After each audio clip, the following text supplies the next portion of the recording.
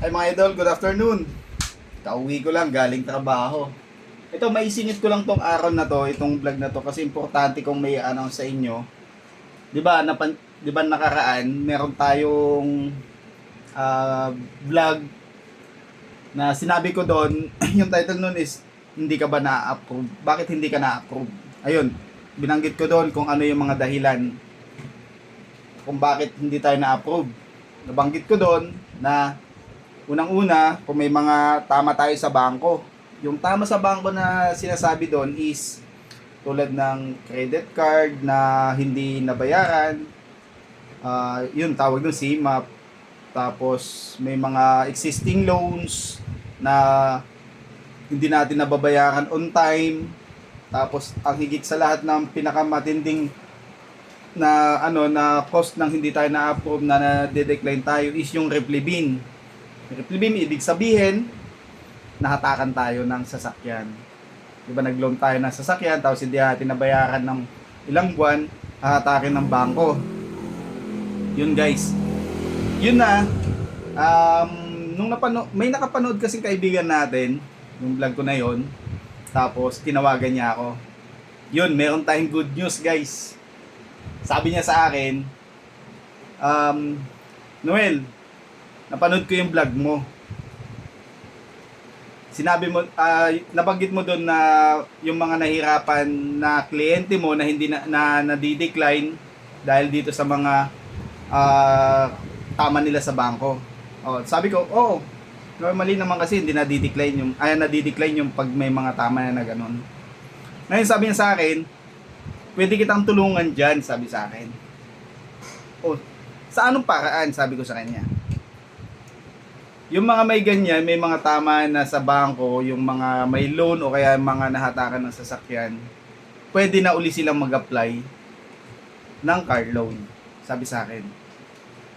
Meron ng finance company na nag-a-approve kahit may mga replibin yan.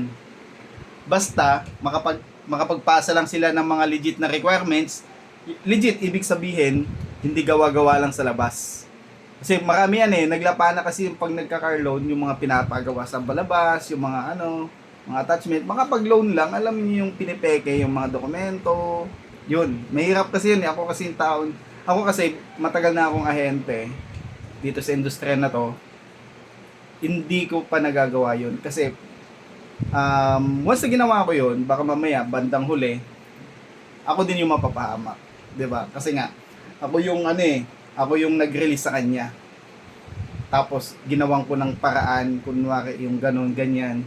Mahirap yun Muntikan kong ginawa siya isang beses. Mga ilang na din. Kaya lang, may doubt pa rin ako. Once na nag-doubt kasi ako, hindi ko na tinutuloy. Kaya humahanap na lang ako ibang kliyente. Kasi once gawin natin yon, magiging magiging habit. Alam niyo yung habit? Kahit hindi magandang gawain, pag once na naumpisahan mo, magiging habit mo na yan. Yun naman hindi naman natin pwedeng gawin yun. Yun, mabalik tayo dun sa sabi ng kaibigan ko. Yun nga, kasi nga, siya pala ay isang approving officer. Yun. Kaya pag once na may yung mga kaibigan natin dyan na nakapanood tong video ko na to at gusto nyo pong mag-car loan, hindi na kayo na-approve dahil sa mga credit card na hindi nabayaran, o kaya yung nga nahatakan kayo. Kasi normally talaga hindi na tayo ma-approve yan sa mga bangko. Pero ngayon may good news ako, pwede na po. Pwede pa rin kayo mag-apply ng car loan dito sa akin. Pwede po, i-message nyo lang ako kung sakaling, kasi basta sabihin nyo lang po sa akin kung ano po talaga yung reason bakit nadi-decline kayo. Huwag po kayo maglihim kasi once na naglihim kayo, pare-pares lang po tayo kasi na mapapagod. Sayang po yung time, sayang yung araw, sayang yung effort. Pag naglihim po kayo sa amin. Kasi malalaman at malalaman yan ng credit ng mga car loan companies, car loan financing companies yan. Malalaman nila yan kasi sabi ko nga sa inyo, system generated na po yan lahat. Once na pinasok yung pangalan nyo dyan sa system ng BAP, yung Bankers Association of the Philippines. Lalabas na yan, lalabas na yan. Kahit ilihim nyo sa aming mga ahente. Kaya mas maganda pa lang, una pa lang, sabihin nyo na kung ano yung situation, kung bakit hindi kayo na-approve. Kasi baka mamaya sabihin, first loan ko lang to. Marami kasing ganun mga buyer. First loan ka lang to na mag-loan. Yun pala, nakapag-apply na pala sila ibang dealer, ibang brand. Tapos, pagdating sa atin, sinabi na, first loan ko pa lang to, subukan ko pa lang mag-apply. Yun. Yun yung mahirap eh. Dapat huwag tayo maglihim sa mga ahente. Katulad niya, may pinaprocess pa ako ngayon. Hopefully, ma-approve na siya. First loaner siya. Pero, ano kasi, freelance siya eh. Freelance lang. Kaya medyo mahirap din. Pero kaya naman, may kausap naman po akong mga manager yan. Manager ng mga bangko at saka. Yun nga, yung sabi ko sa inyo, tumawag sa akin yung kaibigan ko. Hindi ko lang pwedeng banggitin yung company kasi nga, ayaw niya pabanggit.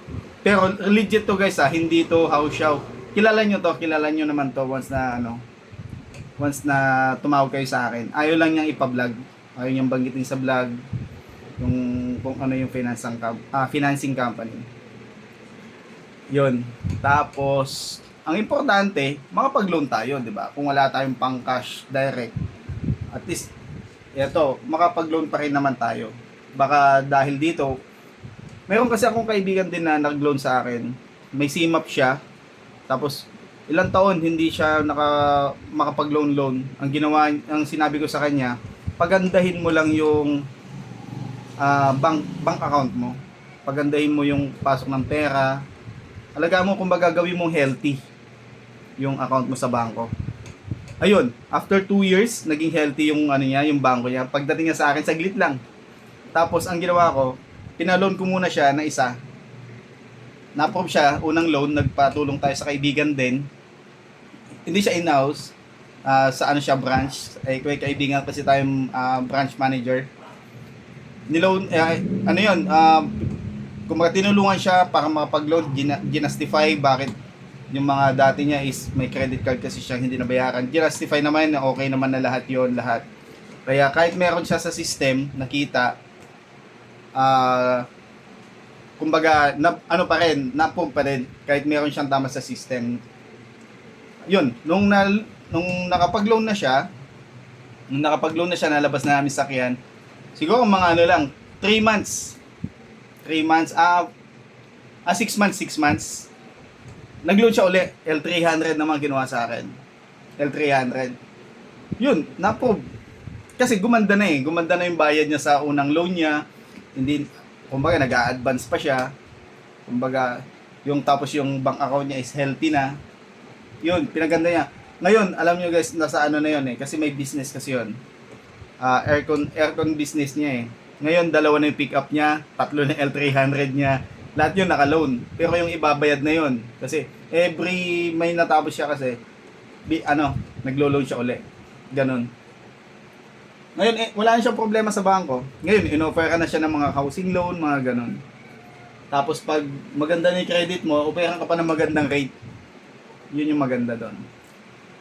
Yun, yung mga hindi na-approve dyan, tawag lang po kayo sa akin. Akong bahala. Ilapit natin sa kaibigan natin na approving officer. Kasi sabi naman niya sa akin, akong bahala sa'yo, well, basta customer mo, alam ko na malinis yan. Sabi niya sa akin, may tiwala ako sa'yo. Kaya nga tinawagan kita, napanood ko yung vlog mo. Sabi niya sa akin. Okay. Yun lang guys. Maraming salamat. At sana meron akong naano sa inyo na pwede na tayo mag-loan kahit na hatakan tayo na sasakyan. Tawag nito, may mga tama tayo sa bangko. Good news yun guys. Yun. Maraming salamat. At hanggang sa muling vlog, huwag po kayo magsawang sa sa akin. Pag-subaybay, pag-support, maraming salamat. Tapos, comment lang kayo guys sa sa comment section para ma-replyan ko kayo kung sakaling gusto nyong mag-loan. Ayan. Yun, maraming salamat at hanggang sa muli. Mabuhay tayong lahat. Bye-bye.